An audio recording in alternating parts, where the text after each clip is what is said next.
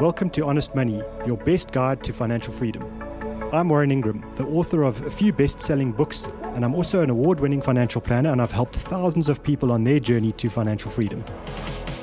I'm not here to tell you what to do, but I am here to share my experience and the best ideas that I've learned, and I hope these ideas help you on your journey to financial freedom. Hi, Warren. I have two questions for you today. So I'm a young professional who is now looking to invest. And my first question is it a good idea to have more than one tax-free savings account, as opposed to having, say, a tax-free savings account and then saving some more into a regular savings account?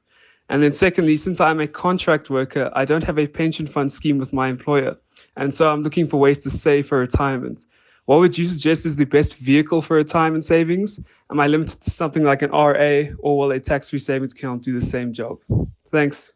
Thanks so much for your question. I think it's a really relevant one at the moment for young people in the workplace who might be doing their first job, and especially those who might not be working for a big company where they get a company retirement fund. If you're in the gig economy where you're working on contract and doing project work from time to time, you still need to find an efficient way to build up your retirement savings, and clearly, a company retirement fund isn't an option that's available to you. But that doesn't mean that you haven't got very good options that will help you along the way. So I think let's start with your tax-free savings account question first, and then let's get to the retirement fund question next.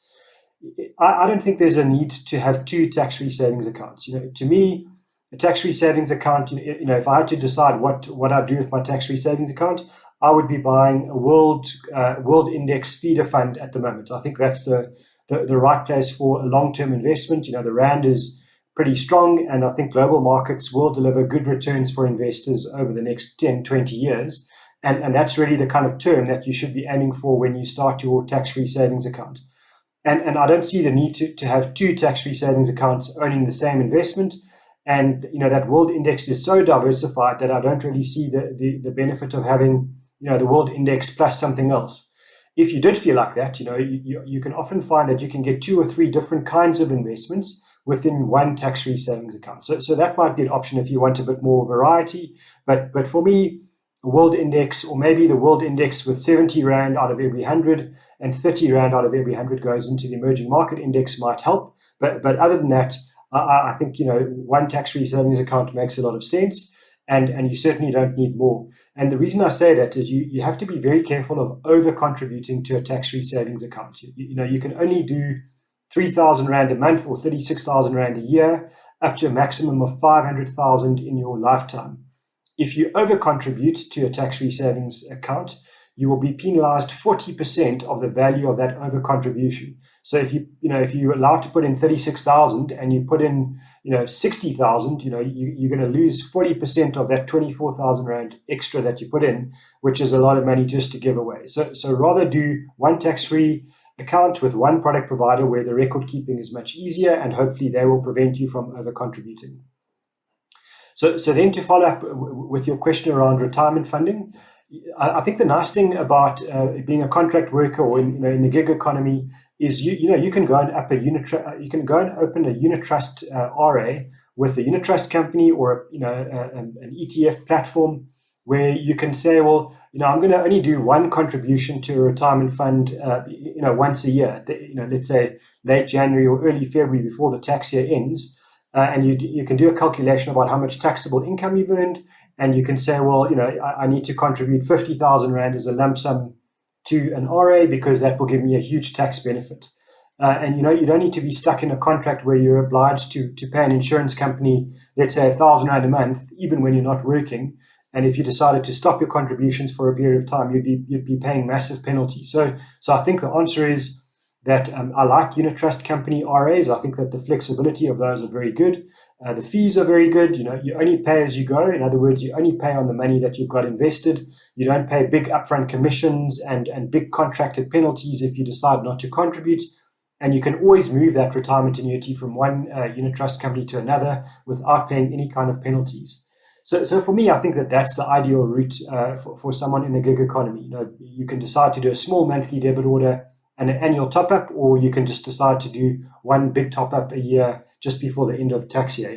The choice is really yours. But I would make sure that I would do both. So I would have a tax-free savings account. and I would make sure I've got a retirement fund as well, because the tax benefits of that retirement fund contribution are massive. Both on the income tax that you would pay every year, and also the fact that you get the growth inside your retirement fund is tax-free. No dividends tax, no income tax, no capital gains tax. And that tax-free growth is really beneficial if you're paying very low fees inside a unit trust retirement annuity. So bottom line, I would go for both, but make sure that you don't over-contribute to the tax-free savings account. Good luck. Morning, Warren. Musa Mazibugo here. Thanks for reaching out and for the show. Thank you. We are learning. Can you please clarify for me? I'm starting my investing journey, and then I want to invest in a tax-free savings account. But I've heard that if I take one with the bank, I won't make as much returns as compared to if I take it maybe from platforms like equities. Please advise. I want to invest in a tax-free savings account. How can I go about doing it? Thank you. Thanks so much for your question on tax-free savings accounts, and more specifically, is it better to do it with a bank, or is it better to do it with a platform like a unit trust company or a easy equities, or an index provider? I think it's important to know that a tax-free savings account it's a name for lots of different kinds of investment. So just be careful. Firstly, when you make a decision on a tax-free savings, understand that a tax-free savings is a little bit like a beer glass. You can fill that beer glass with water, you can fill it with beer, wine, or gin, but all of that would go into a beer glass. And so it's important what the ingredient is of the tax-free savings account, and not just the fact that it is a tax-free account. So when you make a decision to go into a tax-free savings account, to me, you need to make sure that it's a long-term investment.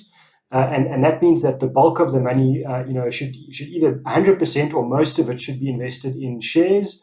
And you shouldn't really be looking at things like a fixed deposit or a low interest investment. A lot of the time, people will go to a bank and they'll open up a tax-free savings account, and they'll just aim to put it in a fixed deposit where they're getting 5 or 6% interest a year for the next 15 or 20 years.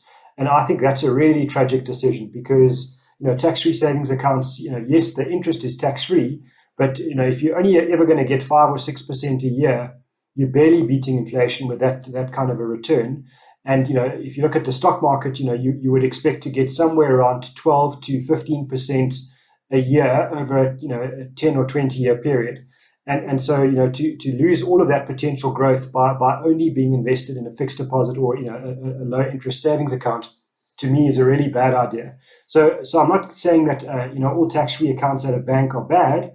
I just think you need to make sure that when you go to the bank, if you go there, make sure that you understand that you need to buy something that's heavily invested in shares. And that means if it's a unit trust, you're looking for something called a general equity fund or a global equity feeder fund. Or if you go to a Satrix or an Easy Equities, you're looking for a world index fund, like an MSCI World Index.